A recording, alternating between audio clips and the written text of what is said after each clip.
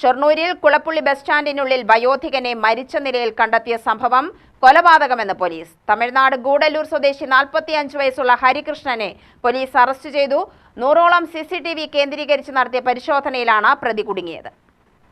65 വയസ്സ് പ്രായം തോന്നിക്കുന്ന വയോധികനെയാണ് കഴിഞ്ഞ ഞായറാഴ്ച രാവിലെയോടെ ദുരൂഹ സാഹചര്യത്തിൽ കുളപ്പുള്ളി ബസ് സ്റ്റാൻഡിൽ മരിച്ച നിലയിൽ കണ്ടെത്തിയത്.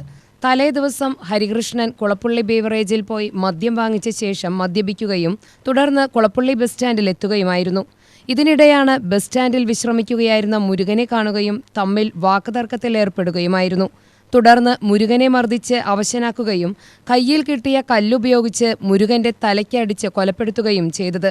പിന്നീട് 9 മണിയോടുകൂടി പ്രതിയായ ഹരികൃഷ്ണൻ പുറത്തേക്കിറങ്ങി ബസ്സിൽ കയറി പട്ടാമ്പിയിലേക്കും അവിടെ നിന്ന് പെരിന്തൽമണ്ണയിലേക്കും പോയി പ്രതി 2 ദിവസം അലഞ്ഞുതിരിഞ്ഞ് നടന്ന ശേഷം വ്യാഴാഴ്ചയാണ് അങ്ങാടിപ്പുറത്തു നിന്നും പോലീസ് പിടികൂടിയത്.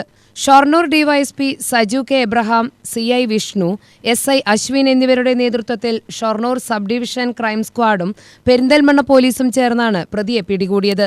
UTV news, Palakkad.